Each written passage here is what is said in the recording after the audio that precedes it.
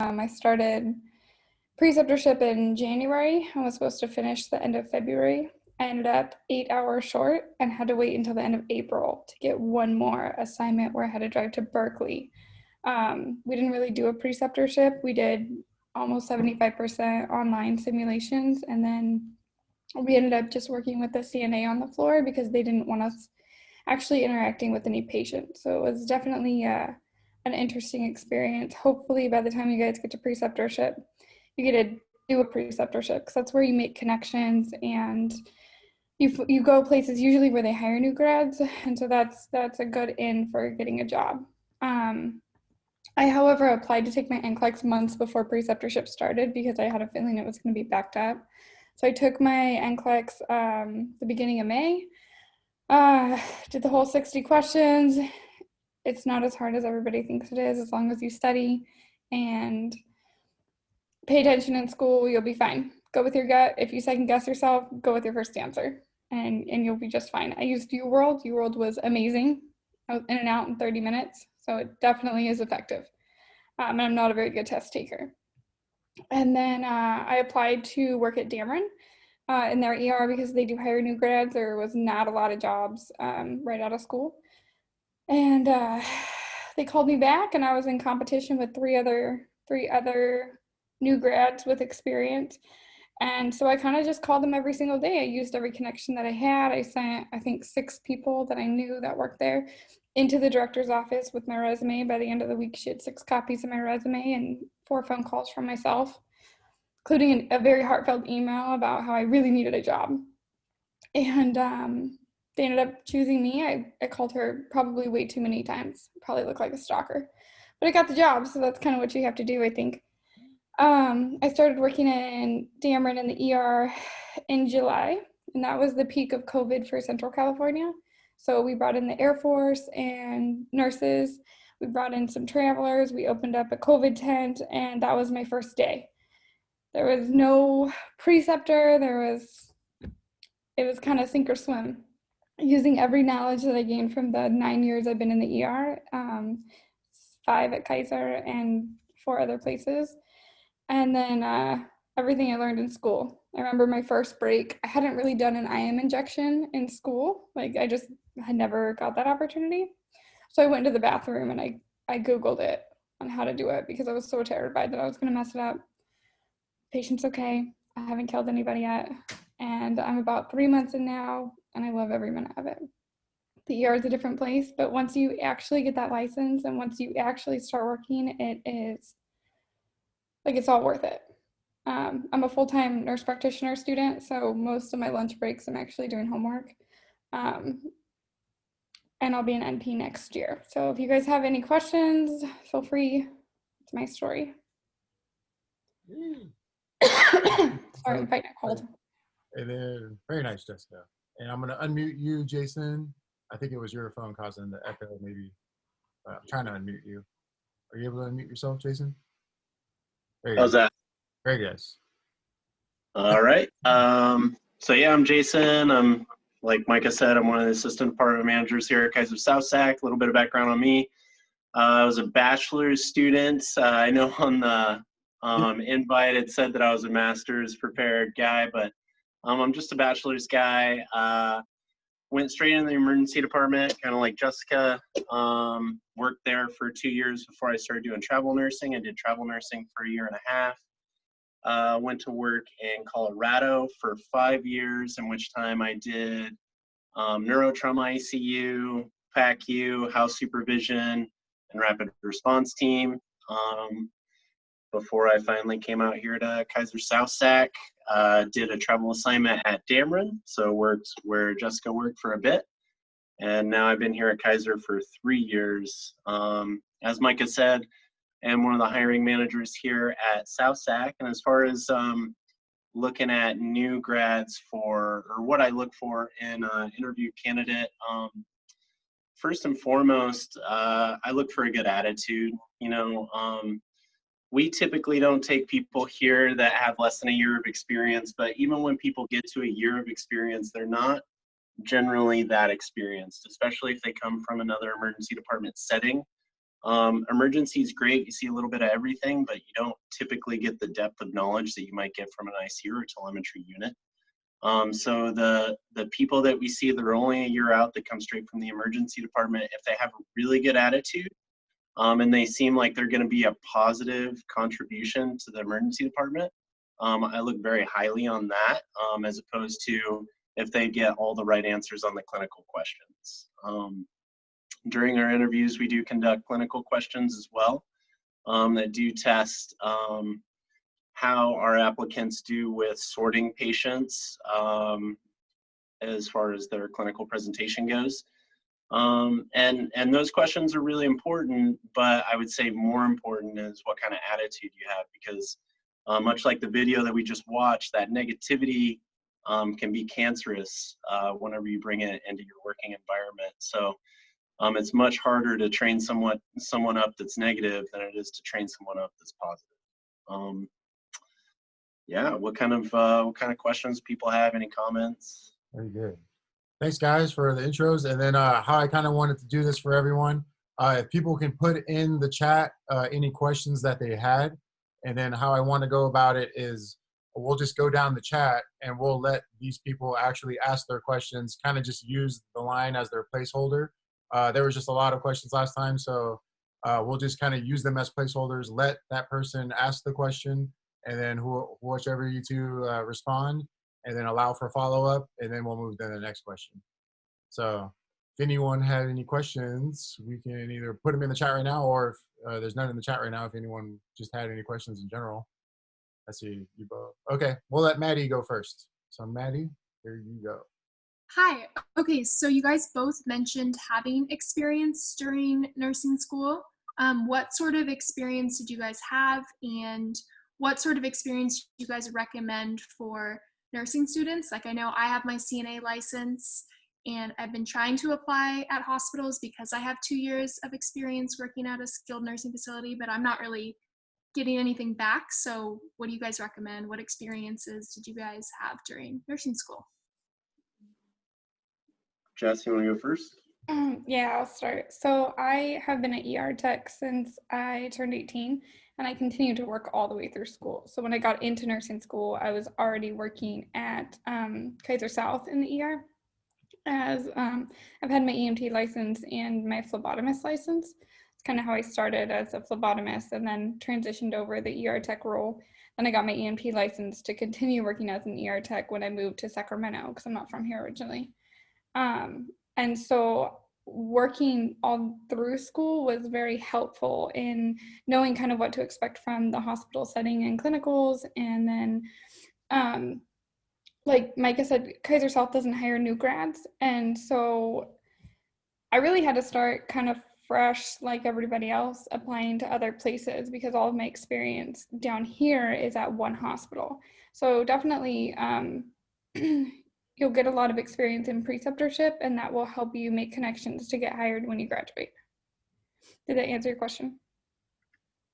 Jason, you have anything? What's that? You have anything for her? I would say for experience, like if you're trying to get a job as NNA or something while you're in nursing school, anything that you can get where you're actually working in the hospital looks really good on a resume. If that's working on the floor as a CNA 1 day a week, or PRN maybe 1 day a month, it looks really good on a resume later on, because you can say, hey, I already work with this patient population. I have what it takes to work these 12-hour shifts. And then you'll have references from those floors as well that can speak to how your work ethic is. Hopefully your work ethic is good and they can speak to it being good. But and whenever you work in those sorts of places, or you're trying to get in, if you know anybody that can give you a reference, or someone that's worked on the floor, like Micah and Jess or whoever, they can help get you into a place. Those are good places to start, and get your experience with people that you already know. Try and work with them to help get you a job. Nice. Maddie, did you have any follow-up for that? Good there? Sweet, good question. All right, and then Caroline, go ahead and ask your question. Carolina. I wasn't sure if Kaiser hired ADNs. Do they? So Kaiser does hire associates prepared nurses. We don't look really any differently on bachelor prepared nurses as we do as associate prepared nurses. But we do expect that you would want to progress your degree and get your bachelor's and continue with your education, because as you guys know, you're going into this nursing field and it's a lifelong learning career. Whenever you get out of college, that's just when the tests stop. That's just not when your learning stops. So we do take ADNs, short answer. Does Kaiser pay for the bachelor's?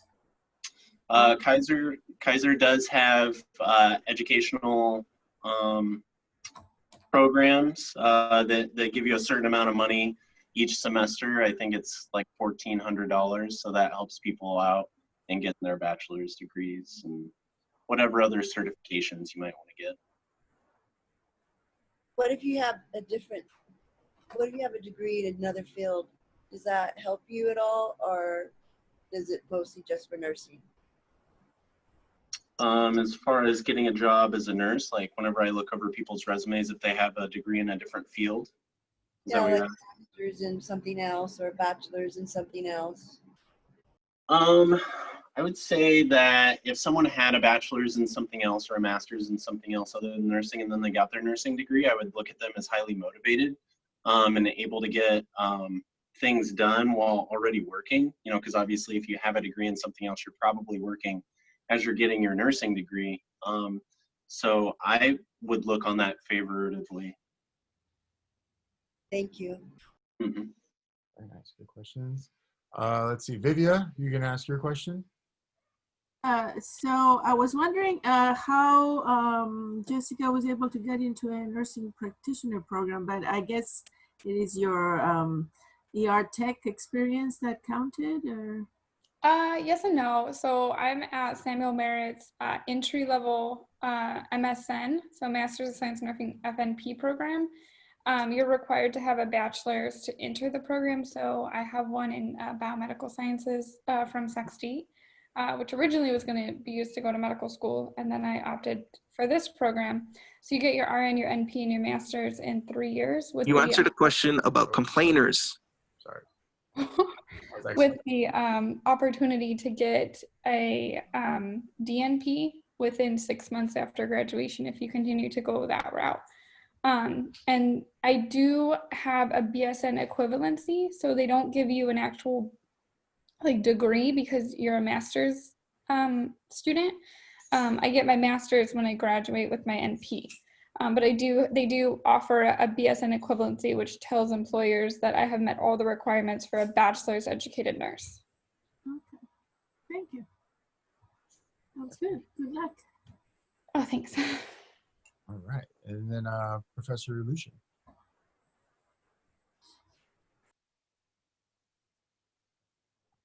Thank you. Our students complete applications for jobs. And the question is, do you guys look at the skills that they list, or do you look at hours of precepting?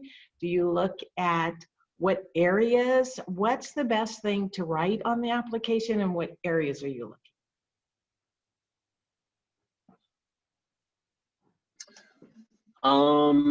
I would say that primarily whenever I look through an application, I look at actual experience on the floor. Skills, whenever people write skills on their resume, although I might look over them, I don't typically put as much weight into that because you could perceive yourself as having many different skills that, you may be more or less good at. But if you have experience on the floor, that tells me that you've probably encountered more scenarios than just a skill tells me you've encountered. So if you have a number of hours, like for instance, when I graduated nursing school, I had 2,500 hours, I put that on my resume.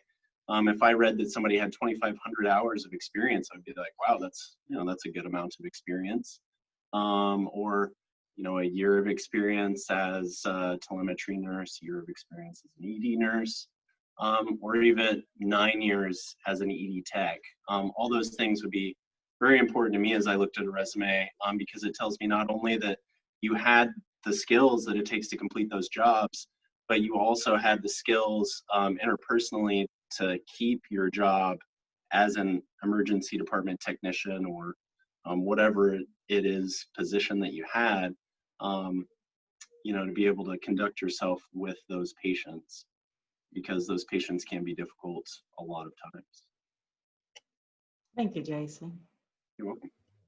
Yeah, so, okay, just to piggyback on that, then, so as a hiring, right now for all of us who are maybe, this probably reached down all the way to first semester, but it would be good for all of us to almost like be employed to some degree so that we can express in hours or time how much we've been involved in a patient population that we're like applying towards. So like right now, like the basic overall recommendation would just be to kind of like get your foot in the door if you haven't already, like probably, I'm just assuming.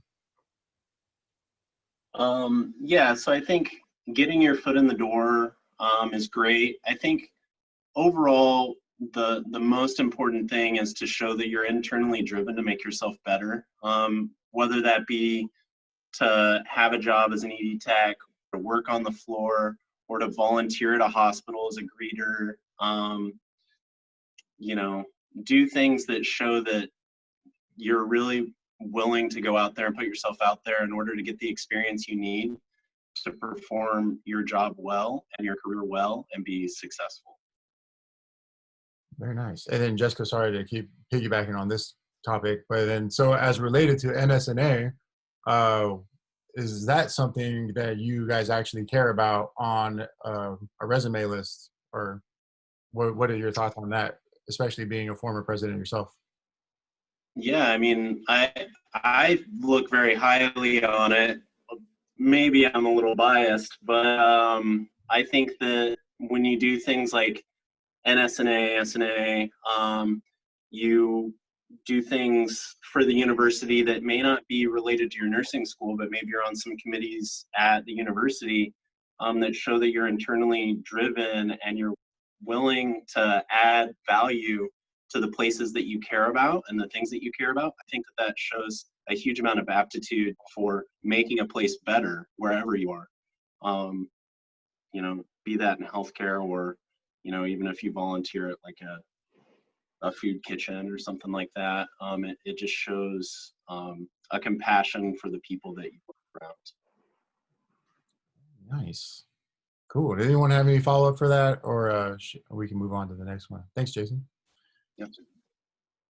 Okay, no one has follow-up, then Brandon Lozano, go for it. Yeah, so I just had questions about how med-surg experience is perceived. So I know a lot of RNs tell new grads to go onto a med-surg unit before, or for a couple years, or at least a year before they try to transition into like a specialized department like the ER or ICU. I just wanted to know, like, how much weight is put on that experience, and is this transition from being like a floor nurse welcome to being in like the ER or ICU? I would say that, I put a good deal of weight of onto any experience. And if you go to say like a telemetry unit, probably I put a little more weight on that than I would like a med-surg unit. Speaking from my own experience, I went straight into the emergency department, and it was great because I always wanted to do either emergency or ICU. But when I moved from emergency to ICU care, I realized that there was a whole realm of knowledge that I had missed because I don't have the amount of time that an ICU nurse or a floor nurse has to really delve deep into these, these care processes and figure out what's really going on with the patient. In emergency medicine, everything needs to be done quickly and efficiently, and you may not have time to go back and look at these disease processes as in-depth as you could on a med surg floor or a telemetry floor. So I think that there's huge value, and I think that people tell you that, you know, to go and work on a med surg floor or a tele floor, and they tell you that over and over, and that belabors the point that it is really important to lay that baseline ground foundation so that you don't burn out as a nurse. Because I can speak for me personally, working in emergency medicine initially and then staying in that for the first 4 or 5 years of my career almost did burn me out because I didn't have the foundational knowledge that I needed initially to really know about these disease processes super in depth. So once I went to ICU, got that background information, it helped me a lot in my job satisfaction and with burnout. So it's a good question. Thank you. Cool. Thank you. So just to piggyback off of that too, a lot of hospitals do offer a transition from med-surg to tele to ICU, or ER is a little bit trickier, but the hospital that I work at now, they actually have a really cool program where the ER nurses go up to the ICU and we work alongside the ICU nurses, because as a new nurse in the ER, there's so much that I thought I knew that I don't know. And when patients are coming in critical, you don't have time to not know. So that program is great. They also allow, especially at the smaller community hospitals, you know, Kaiser South is kind of the top. It's a trauma center. They hire the best of the best kind of thing. It's not really a starting point, but some of the smaller community hospitals are a wonderful starting point where I've gained so much knowledge from the nurses on the floors that rotate down to the ER, the letting us go up to the ICU, and they do allow you within 6 months of being a med-surg nurse, you can become a tele nurse. 6 months after that, you can go and start transitioning to the ICU step down and then to the ICU. So you are constantly building that foundation. So if your interest is in critical care or a specialized unit, go to one of those hospitals that will give you the training and the tools to slowly transition so that when you get there, because we all forget the whole goal of becoming a nurse is our patients. You want to give the best to your patient. Jumping in somewhere that you're not necessarily have the knowledge base to be, that's where your patient gets harmed, or you don't catch something that if a more experienced nurse would have caught, a patient would have had a better outcome. And I go into every single one of my shifts that way of let me use all the resources. So just because you don't start out in ER, my whole plan is, once I have my 6 months of nursing, is to go work at Kaiser as a med-surg or tele nurse. Because there is so much that you miss. You're so quick in and out with these patients, you don't actually learn why they're sick. So don't narc med-surg. Those nurses work really, really hard. Thank you so much. Mm-hmm. Good questions. All right. And Phil, go for it. And Phil will be the last one just because we are out of time after this. Very good, Phil. Go for it. Jessica, I was wondering if you had a certain experience in your career that made you want to become a nurse practitioner, or was that something you just knew always that that's the way you wanted to end up going?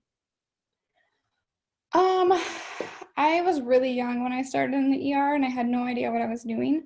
I just kind of got hired and they threw me down to the ER one day and I walked in the room to draw blood because that's what I knew how to do, and the patient coded in front of me.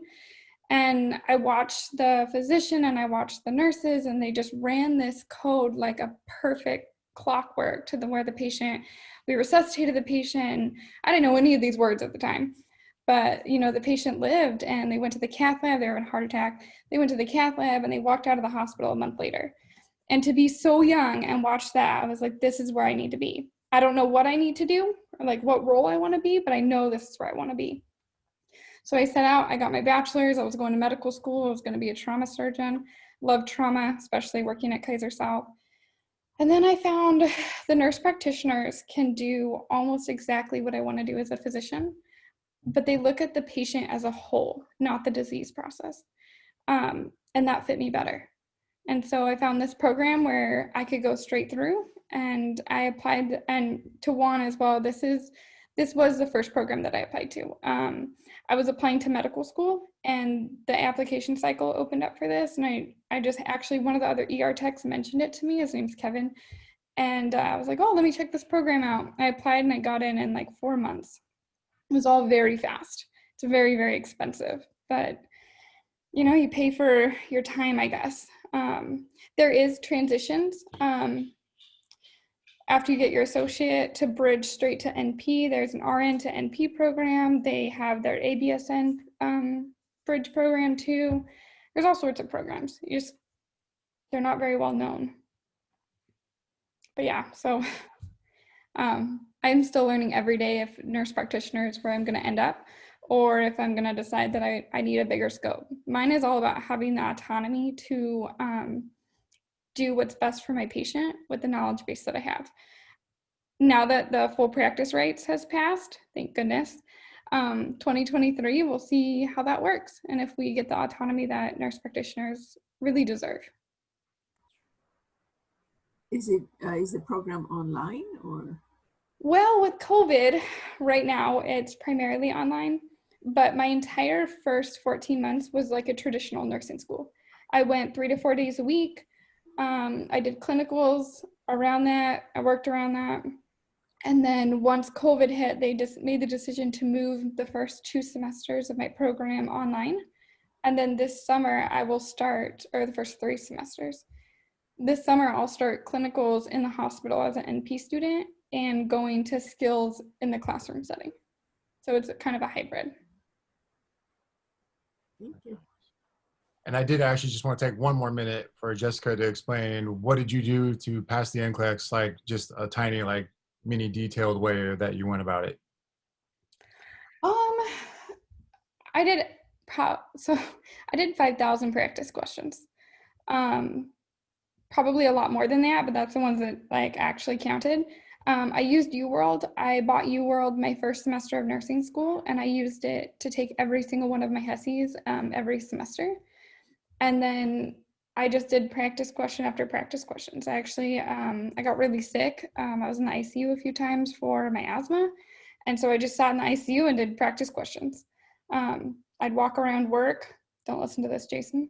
And I'd be doing practice questions nonstop. You do what you need to do to get through. And yeah, I also took 2 days off before I took my NCLEX, and I didn't study at all.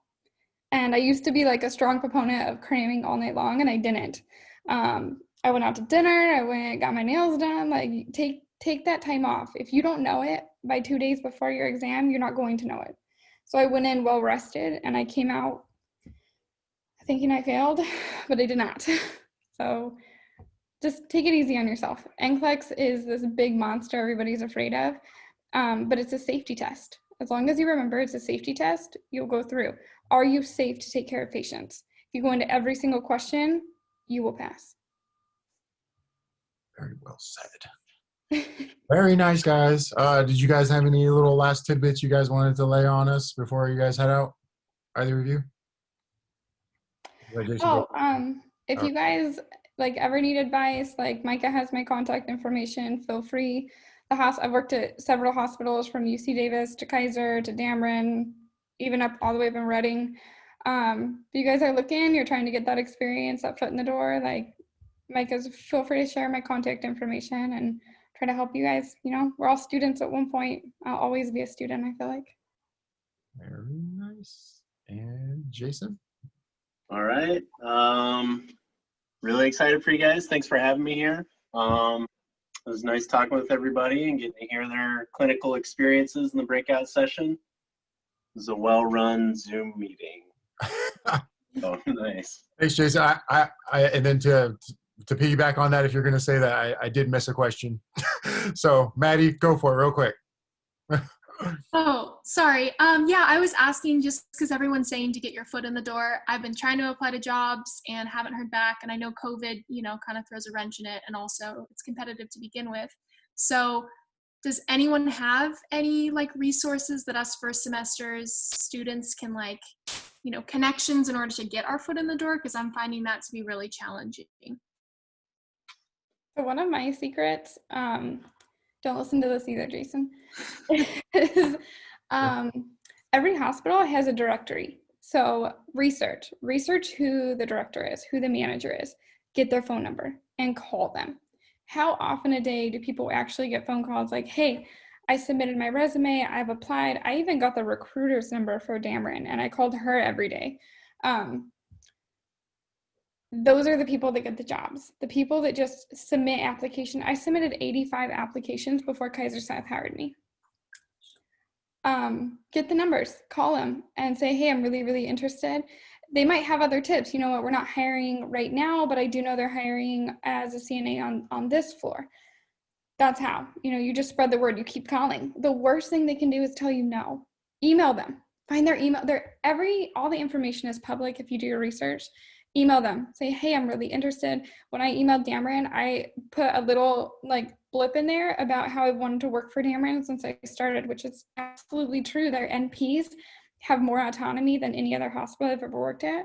My end goal was not to work for them as a nurse, is to work for them as a nurse practitioner. They knew that going in. So let them know who you are. Put like a little bit of character to the thousands of applications that they get. So far, it's always worked for me. It worked for me getting hired at UC Davis as well. And then now as an RN. So I think that no matter what job you're applying for, the way to go about it never changes. Perfect. Thank you. I really appreciate it. Yeah, absolutely. Jason?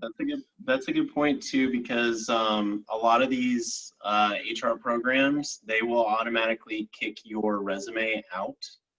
So if you do call or if you email, then it's easier for us to pull your resume, even if it does get kicked out, because that does happen quite often. People's resumes get kicked out.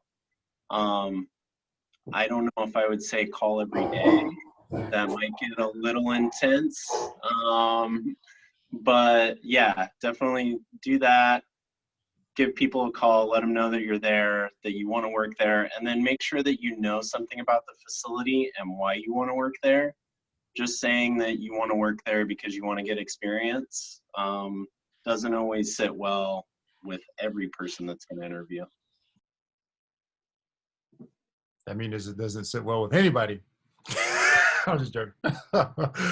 Very nice. Cool. Very good questions. Very good session. All right. And then, cool. Is that anyone have any little last? I think we're actually done for time right now. But thank you, Jason and Jessica. Thank you guys so much. I got a lot out of that. Hope you guys did too. And if everyone can just stay behind for like another 5 minutes, we're going to go over some stuff and then the raffle. So thank you guys very much. Thank you. Thank you. Appreciate your guys' time. See you guys at work. Thank you, guys. See you. Thank you. Thank you.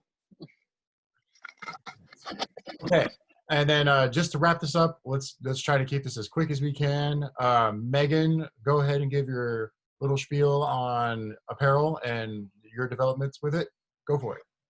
Alrighty, cool. So I have the Apparel form up on the NSNA website, and it's there. I can screen share. I have it on my computer. Oh, never mind. I can't do that. It won't let me. I think it's just under modules under RN information program, right? Yeah. And then NSNA.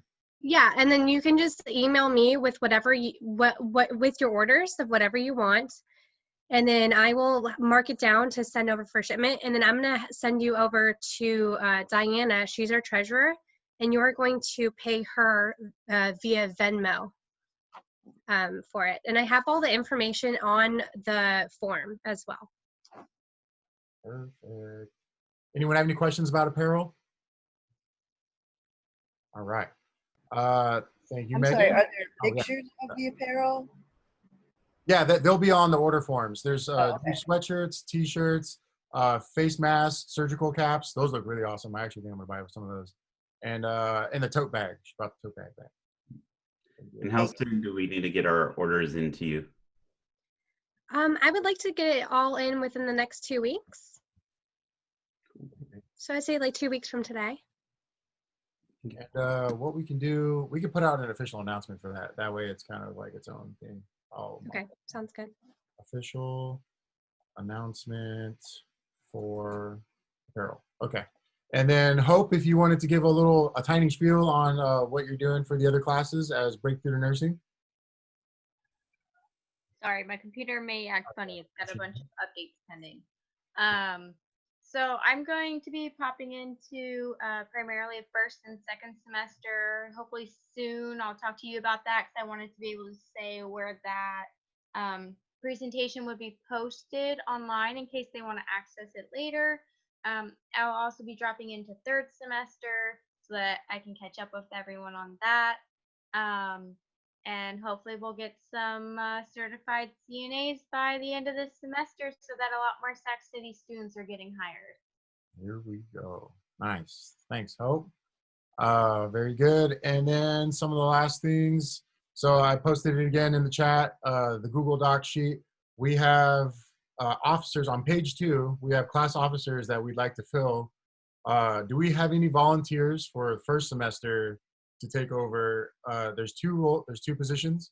All that it would entail is that we kind of keep you guys in the loop a little more often than a normal student, and you would maybe just do like a poll for us here and there, and if we needed to get something out to your class, like you would be our liaison essentially.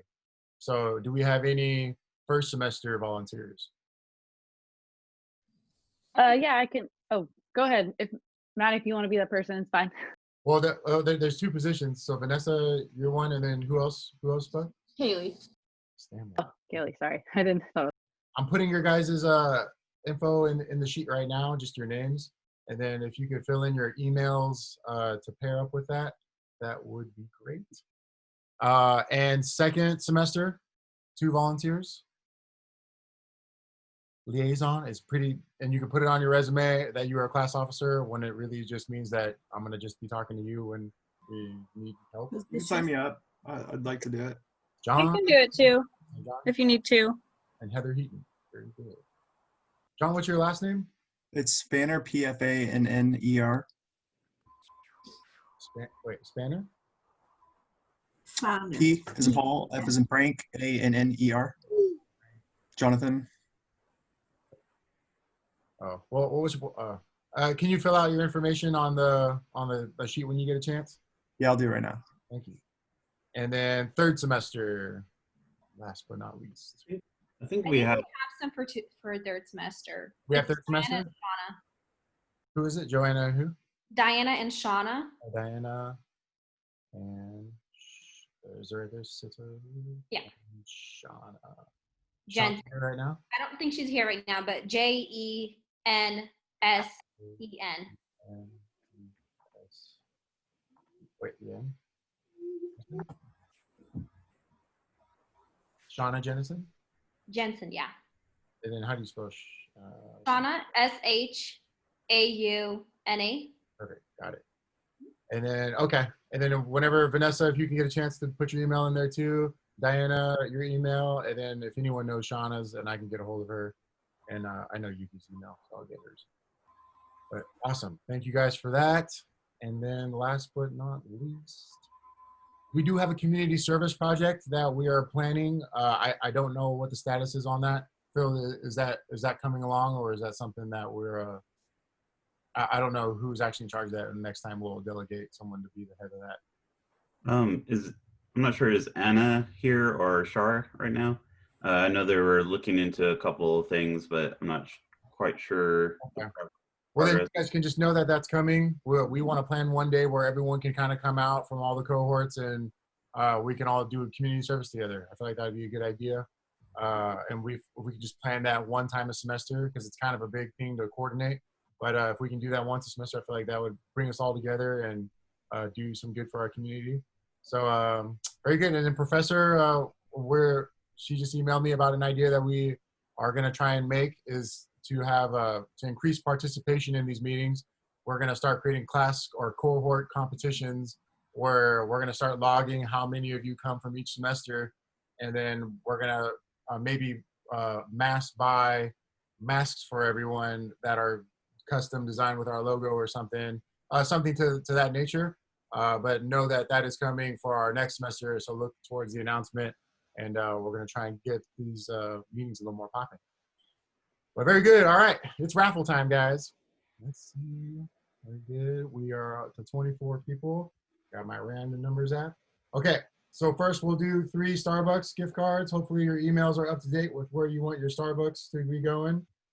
Let's see. So max number 24. All right. All right. So randomizing. 22. Number 22 is Christina Eisen. Very good. You will be getting some starbs. Very good. No problem. No problem. All right. And then next, very good. Congrats, Christina. Very good. And number 10. Very good. Starbucks is going to Brandon again. Whoa. Thank you. Peter. Just joking. Okay, cool. Nice, Brandon. Again, very good. All right. And then here we go here. Number 5, Phil, the vice president. This is fixed. I was actually going to say, I don't know. Should we re-randomize that again? Should we, I feel like, Phil, I'll send you a gift card. All right. And number 1, Jenna Yates, gift card here. Very good. Jenna will be getting stars as well. All right. And for the 2 pulse oxes, $25 value. Number 1. Oh, that can't happen again. Sorry. And number 18. Oh, Leanna. Oh, very nice. Thank you. Very nice. I was, side note, we were just living together. That's a whole different story. All right. So next, pulse ox. Very good, Leanna. Number 9, CJ. Very nice. And he comes to a lot of the meetings. Very well deserved. Very good. All right, guys. Thank you, everyone, for coming. If anyone has any questions, comments, concerns, please email us. Again, I try to set either 2 days aside for NSNA stuff because it's becoming too much. So if I don't reply to you, just allow for like 3 or 4 more days and I'll get back to you. But all right. Thank you all for coming. I appreciate you all very much. And the next prize is probably going to be AirPods. So please come to the next meeting. Yeah. That's right. Thank you, Micah. Face on. All right, guys. Thank you guys very much. Thank you. If you want to meet after this, we can meet if you want to meet after this. It's a good meeting. Thanks. Actually, and if people wanted to hang out, people can hang out. I forgot. We're going to just leave this open. So if you wanted to just hang out, talk to your peers, if you guys had questions for each other, I'm actually just going to turn off my mic. I'm going to put this on super low, and I'll just check the chat here and there in case people need me. But otherwise, if people need to contact me, here's my info. Here's my cell phone number if you just need to text me about something you wanted to talk to me personally about. Otherwise, I'm kind of leaving it open. You guys can all just hang out. So meeting is over, but hang out just started. Hi, guys. Thanks very much. Thanks, man. For showing nice work on the winning, CJ and Leanna. Very good. Good looking out, man. Hey, real quick, Micah, before you clock out. Yeah, go for it. Oh, I was gonna let you know. Hey, I was trying to type like sure for one of those positions because sometimes my computer doesn't work. But if you need some help or anything, just let me know. Like, I appreciate it. Oh, sweet. And then you're. Yeah. I couldn't get in there. I was like, oh wait. Oh, you wanted to be there. Anyways. Yeah, you did. Well, just trying to help out. You know, I mean, stuff. You're cool. Everybody seems super nice, and I'm like, contribute. So whatever. I mean, there might be a time I can't, but right now I can. So why not? You know. But anyways. Well, if you wanted to. All right, man. I'll let you go. I just wanted to throw that at you.